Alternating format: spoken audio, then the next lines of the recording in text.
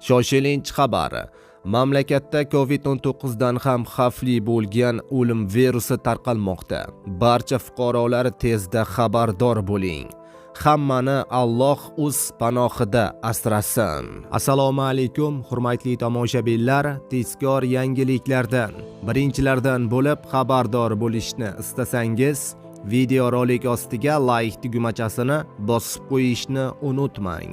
Like bosgan insonni Xudoyim doim qo'llasin. Diqqat qiling, Hindistonda xavfli Nepal virusi tarqalmoqda. G'arbiy Vengriya shtatida 5 ta holat tasdiqlandi. 100 ga yaqin insonlar karantinga olindi.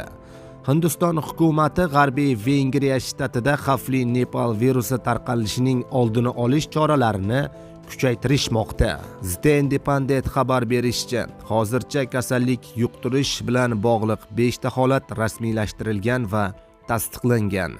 Ma'lum qilinishicha, 100 ga yaqin kishi karantinga joylashtirilgan.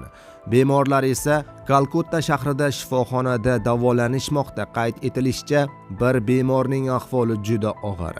Nepal virusi o'limga olib kelishi mumkin bo'lgan kasallik hisoblanadi va hozircha uning davosi mavjud emas.